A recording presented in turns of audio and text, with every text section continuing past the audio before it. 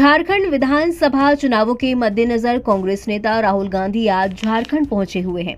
राहुल गांधी का महगामा में चुनावी कार्यक्रम था। चुनावी सभा को संबोधित करने के बाद वो बैरमो के लिए निकल रहे थे, लेकिन इसी बीच महगामा में राहुल गांधी के हेलीकॉप्टर को क्लियरेंस नहीं दिया गया। उनके हेलीकॉप्टर को रोक लिया गया। उनके हेलीकॉप्टर को एटीसी ने रोका। एटीसी यानी कि एयर ट्रैफिक कंट्रोल ने राहुल गांधी के हेलीकॉप्टर को आगे बढ़ने का क्लियरेंस नहीं दिया, जिसकी वजह से झारखंड के गोंडा में यह हेलीकॉप्टर 30 से 45 मिनट तक फंसा रहा। इस पर कांग्रेस ने आरोप लगाया कि प्रधानमंत्री नरेंद्र मोदी की सभा की वजह से राहुल गांधी के हेलीकॉप्टर को क्लियरेंस नहीं दिया गया है। कांग्रेस विधायक और महगामा से कांग्रेस उम्मीदवार दीपिका सिंह पांडे ने कहा कि पीएम के कार्यक्रम के तहत नेता प्रतिपक्ष राहुल गांधी को रोकना ठीक बात नहीं है। See, this is ridiculous. This is like, I don't know how to express, but this is not acceptable.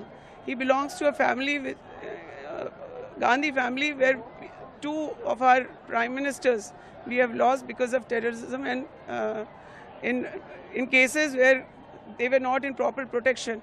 And why have they compromised with the security of Rahul ji is very surprising. Reason क्या बताया? They have no reason. Just because Prime Minister of this country is in Devghar, Rahul Gandhi ji cannot cross that area. There's a protocol, we understand. But one should understand that Congress ruled the country for 70 years. No leader of opposition was denied this kind of permissions. Will you go to the election commission registering your complaint? Our senior leaders, Pradesh Congress committee and are in charge, are working on it. दरअसल प्रधानमंत्री नरेंद्र मोदी का आज जामुई में कार्यक्रम था। कार्यक्रम के बाद वो देवघर होते हुए जाएंगे। मीडिया रिपोर्ट्स की माने तो उसी कारण से राहुल गांधी के हेलीकॉप्टर को क्लियरेंस नहीं मिल रहा, जबकि महगामा के बाद राहुल गांधी का बैरमो में भी एक कार्यक्रम है।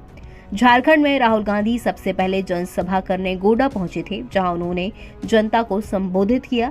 इसके बाद वो शेड्यूल के मुताबिक बैरमो में जनसभा को संबोधित करने के लिए रवाना हो रहे थे, लेकिन फिर उनके हेलीकॉप्टर को क्लियरेंस नहीं दिया गया, जिसकी वजह से वो रास्ते में हेलीपैड पर ही हेलीकॉप्टर में बैठे हुए इंतजार करते नजर आए। ये कोई पहली बार नहीं है, ऐसे आरोप पहले भी बीजेपी पर लगते आए हैं।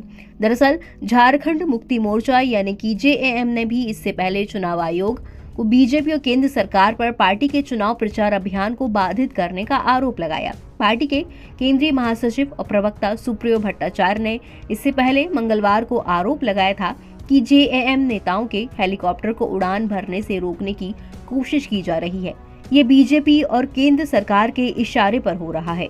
राहुल गांधी ने गोंडा में रैली को संबोधित करते हुए बीजेपी पर जमकर निशाना साधा।